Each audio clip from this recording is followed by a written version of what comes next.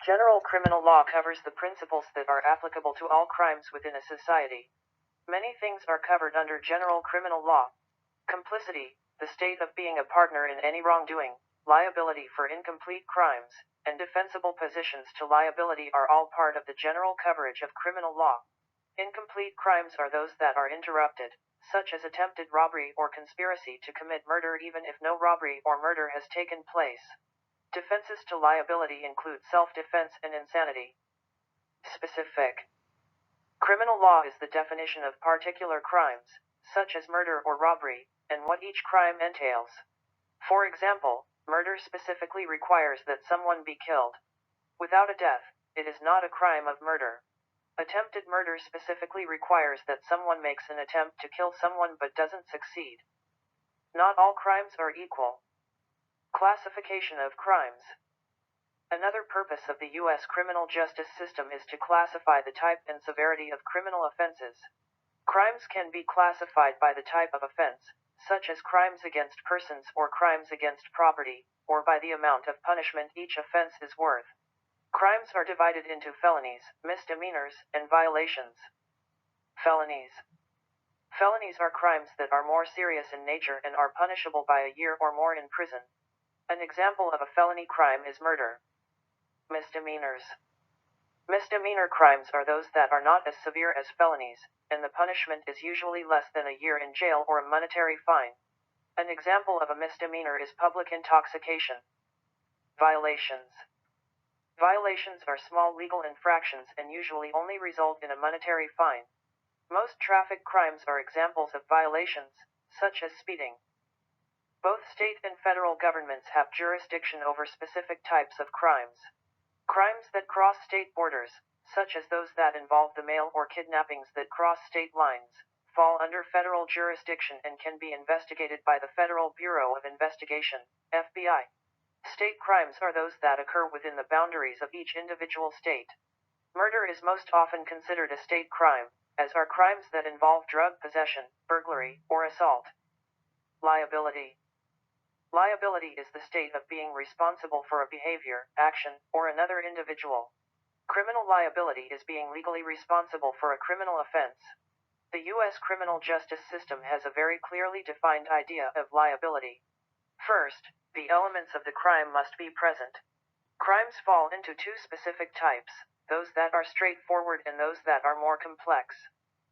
Straightforward crimes are also known as crimes of conduct. Crimes of conduct consist of three parts or elements. The physical part of the crime, the actual act of doing, also known as the actus reus.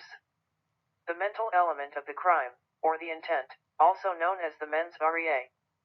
The melding of physical and mental elements of the crime, also known as concurrence. A crime that is considered a crime of conduct would be car theft.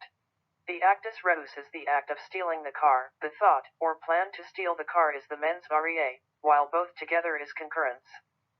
A complex type of crime is one that has a specific result besides the initial act, or crime of conduct, itself. It consists of the same three elements of a crime of conduct but adds two more conditions: causation and harm. Causation is the act of making an event occur. In criminal law it involves making a harmful act occur. Harm is the physical or mental injury that results from the criminal act and the four preceding elements. A crime that would fall into the complex category would be homicide. The act of committing the murder, actus reus, the thought and intent to commit the murder, mens rea, the concurrence of both thought and action, the cause of the victim's death, and the harm done to the victim are all present. In some cases, the failure of action can be considered an act in itself. Seeing someone hurt alongside the road and failing to get them help or help them yourself is sometimes considered a crime. Criminal law imposes liability on individuals who consciously make the decision to commit crimes but not on those whose actions are involuntary. People who commit crimes in their sleep, for example, have a legitimate defense in court. Whodunit? Roles in criminal case trials. Cast of characters in a criminal trial. Police. The police find the offender and gather the evidence pertinent to the crime. They make the arrest and will also be witnesses during the trial. Defendant. The defendant is the accused offender. He is assisted throughout the criminal trial process by his defense attorney. The defendant has the right to not say anything that might be taken as an admittance of his guilt, as outlined by the Fifth Amendment to the U.S. Constitution. There are two different categories that a defendant may fall into: principals or accessories. Principals. In criminal offenses, the persons who are directly responsible for the crime are known as the principal in the first degree. They are the ones who plan and execute the offense. A second type of principal is known as the principal in the second degree. These offenders are present when a crime is committed but don't actually participate in the main crime. An example of a principal in the second degree is the lookout or getaway driver. Accessories. An accessory before the fact is an individual who aids another in committing a crime before the crime is committed. One example of an accessory before the fact is someone who gives the gun to an offender, who later uses it in a crime. Providing someone with alcohol, especially if they are a minor, before that person gets into a car and runs someone over, can be considered an accessory before the fact as well. A second type of accessory is an accessory after the fact. This individual knowingly assists an offender after the crime has been committed. Someone who helps hide stolen merchandise can be considered an accessory after the fact. There have been numerous court cases where individuals are charged for the actions they take to help family members or friends hide more serious crimes. Harboring fugitives is only one type of accessory after the fact. Victim. Victims have several rights during the trial process, including the right to be informed of court proceedings, the right to attend the trial, and the right to be heard in court. Defense attorney. The defense attorney prepares and assists the offender throughout the trial. They are charged with finding witnesses and preparing them for trial, studying existing case law pertaining to this particular case, and ensuring the rights of the offender are protected. Several landmark Supreme Court cases such as Douglas v. California, 1961, and Escobedo v. Illinois, 1963, established a defendant's right to a defense attorney. In this case, two defendants appealed their felony convictions but could not afford lawyers. Initially, the state of California denied appointment of a public defender because it claimed it would be of no advantage to the defendants. Justice Douglas, in his opinion, rejected this as creating an unconstitutional imbalance between the rich and those too poor to afford lawyers. 3 justices disagreed with this ruling, to the point of writing 2 separate dissents, or formal arguments against the majority statement. This case established the right of individuals to have a lawyer present during police interrogation.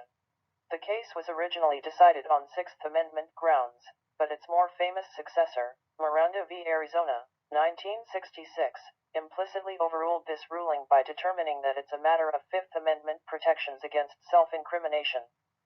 Prosecuting attorney. The prosecuting attorney argues on behalf of the victim in criminal trials. They are responsible for gathering witnesses and evidence and presenting them to the judge or jury in order to prove beyond a reasonable doubt that the offender committed the crime.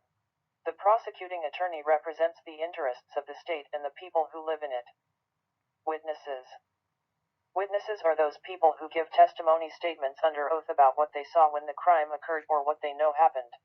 If they are an expert in a certain field such as psychology, they may give testimony about certain ideas that may be pertinent to the case. They can be for or against the offender. Each witness is then questioned by the opposing attorney, who tries to find flaws in the witness's testimonies. Jury. We touched briefly on the jury during the past unit. The jury is the 12 impartial individuals who are given the task of deciding what actually happened and whether the offender is the guilty party. They hear both sides, witness testimonies, view evidence, and deliberate each side before giving a verdict. A verdict is a decision about the defendant's guilt. Judge. We also mentioned this role in Unit 4, however it's important to add that the judge is the final player in a court case. They act as the moderator for all actions that occur within the trial. They ensure that the actions of both attorneys fall within the parameters of the legal code. They can also outline any necessary corrections if a guilty verdict is delivered.